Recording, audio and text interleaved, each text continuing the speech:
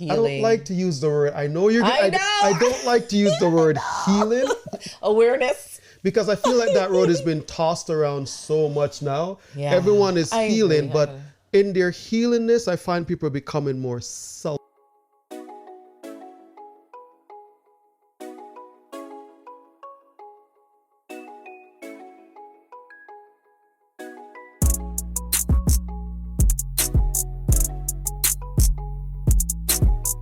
Welcome, we are your diamond duo. My name is Cohen, and of course I'm here with my beautiful wife as usual, Lisa.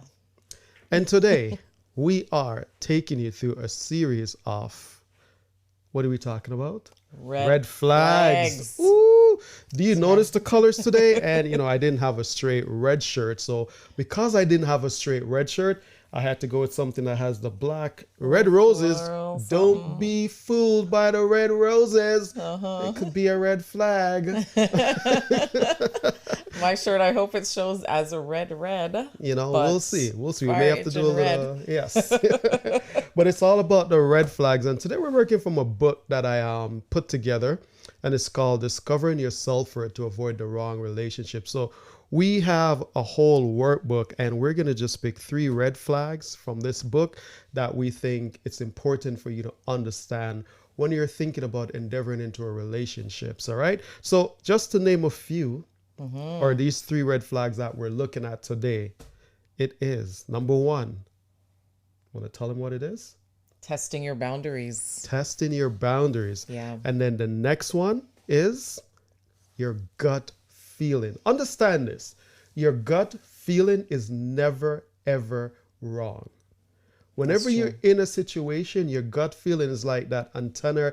It is the radar. It's your security. It's your ultimate security. It's your soul speaking and crying out because there's a level of discomfort. And then the next one. Critical about previous partners. Oh, yes. Someone that's critical about previous partners. So now that we give you all 3, let's dissect and tear it apart and let you know now exactly what this means. So let's start out with testing boundaries. Yeah. What does it mean? What does it even mean, someone testing your boundaries? I think it's like pushing you to beyond what's comfortable for you. Exactly. Right? So like what's they really can get comfortable doing the things they want to do and get away with. Although they know that you've got a problem with it, they test your boundaries to see how far they could get. Now, what's the danger being with someone that constantly tests your boundaries? A couple of things. I think it can cause you to either disconnect, resentment to sink in from the person on the other end. But I think the person that is testing the boundaries, it shows possibly like either whether it's a lack of self-awareness or they don't care. And most of the time, when someone tests your boundaries, it's simply because they don't care and they're trying to get their way. Yeah. Right? That's often the sign a lot of time. Like if I say to you, hey, you know what?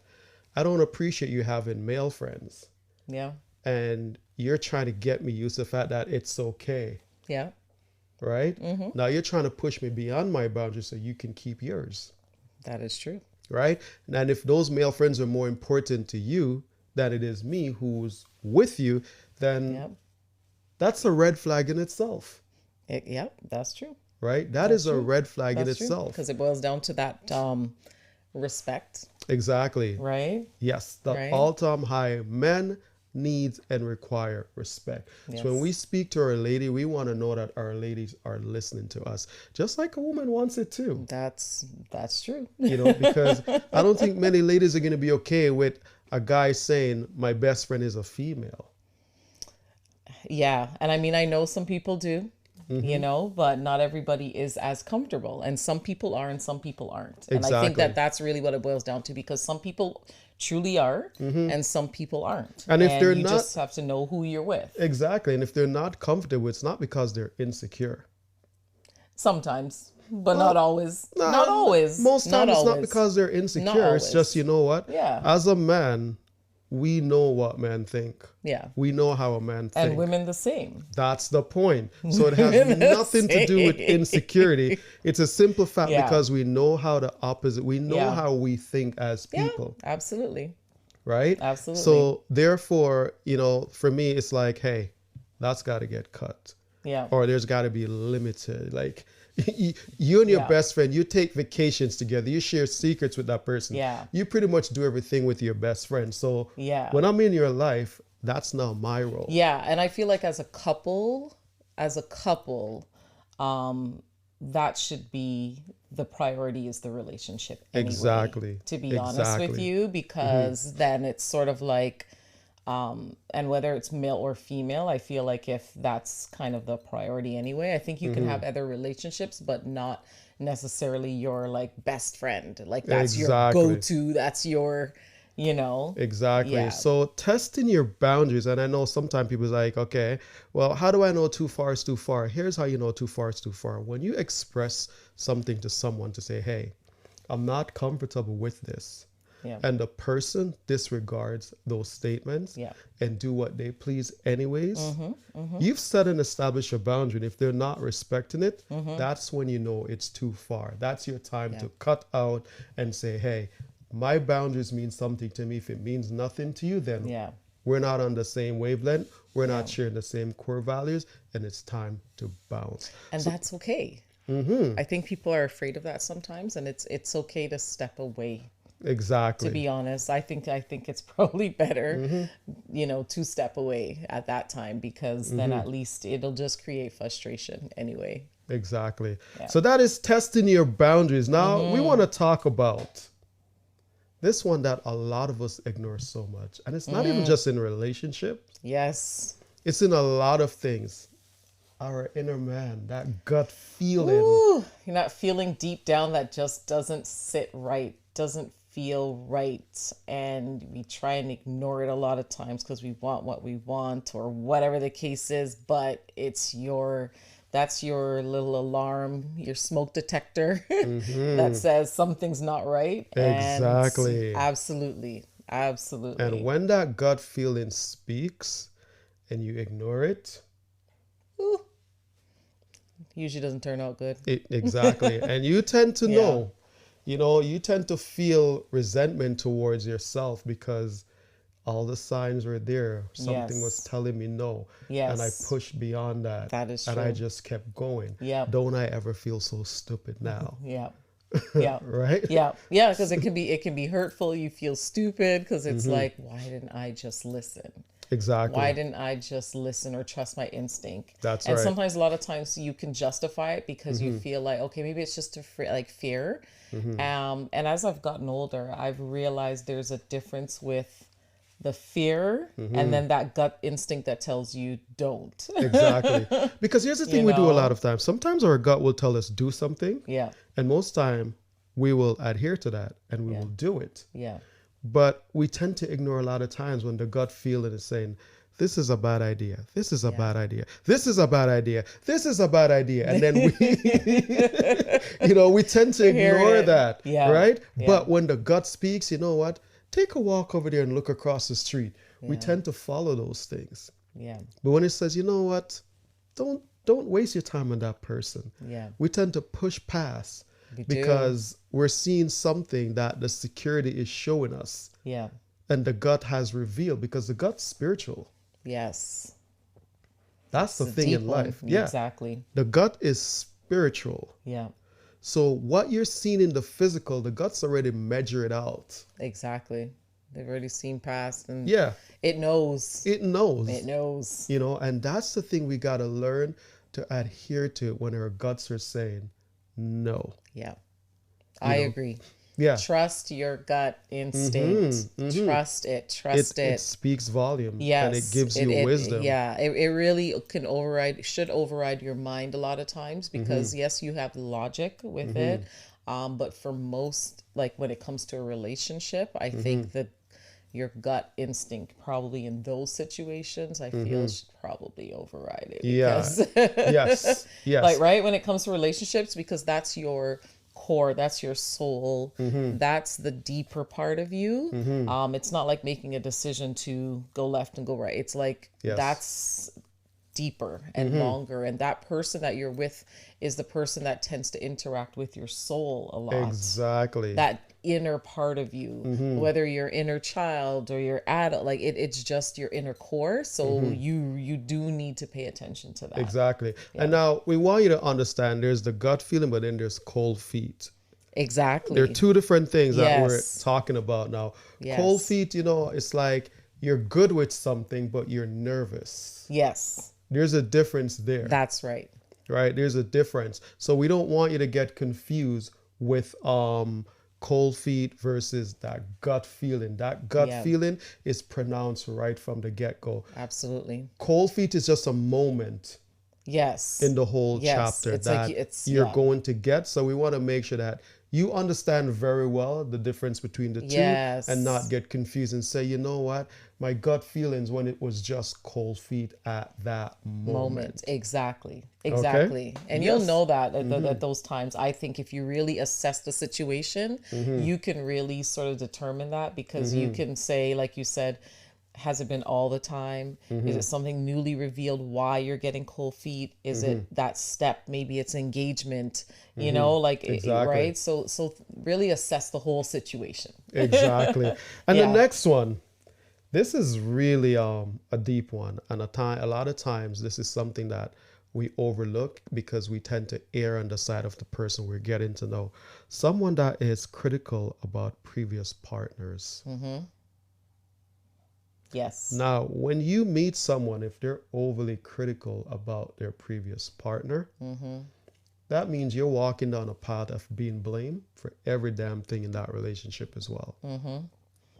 And I'm not saying sometimes the previous partner may not be a horrible person. Yes. But you also have to stop and think, what did you as a person contribute to bringing out this horrific person. That, personality in this person, right? Yeah. So you want to be careful because at the end of the day, we got to be able to sit down and assess and take accountability to what we may have contributed that caused things to have fallen apart. Exactly. Right? So you don't want to be all comfortable. You got to keep a close eye on someone that is overly critical about that partner, because if they're overly critical, like I said, you're in trouble. You're in trouble soon. Exactly. Because you probably will be next, because self-awareness is huge, and not everybody's self-aware. Not everybody can sort of look at a situation, even if things didn't go the best, and say, okay, what did I do, or what did I learn from this?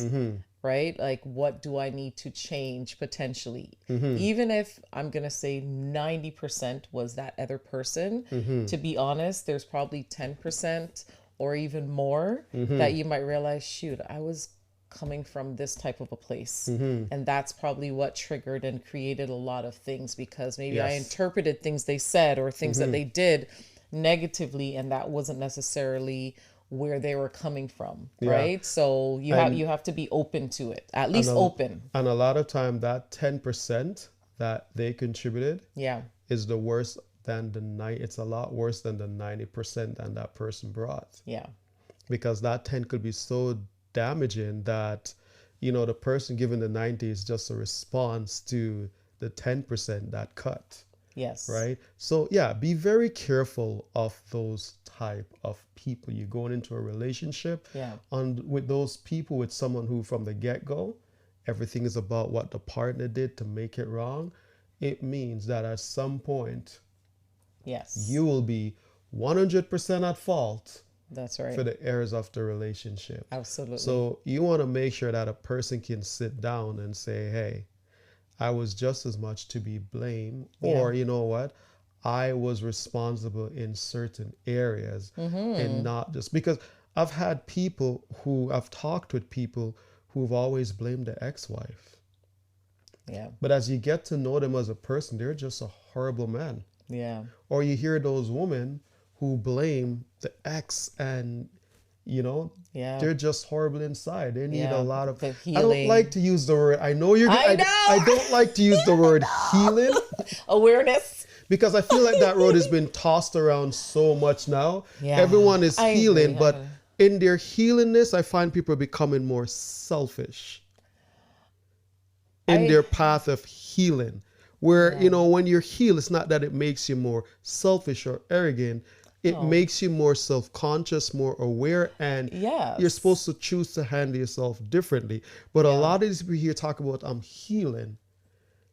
They get this ideology that they begin to get hooked on, and as a result of it, it causes them to lose out on good potential people in their lives. I do agree with that. But I think why it might come across that way for some people, not all, because I do agree there are some people I've seen like that where it's just been, it's all about me. But sometimes it's like that me stage might not last. Right. It's that me stage is because they've never had a me stage. But that's the point. And it could be, but and that me stage might be the time that they're using to get better, so that by the time they're ready to be with somebody else, they know themselves. I think there was a time when people you didn't really know yourselves because there were a lot of, you know, predetermined things that you had to do in life and people did them. We just kind of walk a path. We just kind of walked a path. And I think right now when you hear the word healing, it's because people are getting to know themselves and who they actually are. And then they can bring that to the table. So they're finding out how screwed up they really are, right? Well, whatever the case is. Well, once again, we are your diamond duo. And today, like I said, we were just talking about red flags, recognizing the red flags, understanding the red flags, dissecting the red flags, and how to navigate those red flags. So again, you know, testing your boundaries, your gut feeling, you know, when your gut says no, that's tend to be a pretty big red flag, you know, and I think that's bigger than them all. Because it means you're ignoring and disrespecting yourself when you override, when your gut is saying no. You're going to be disloyal to yourself to be loyal to someone else, right? And then the next one is being critical about previous partners, right? So those are three things that I want you to keep in mind and keep a lookout for whenever you meet someone and you see they're operating in these areas, testing your boundaries, your gut's saying no, and they're critical about previous relationship.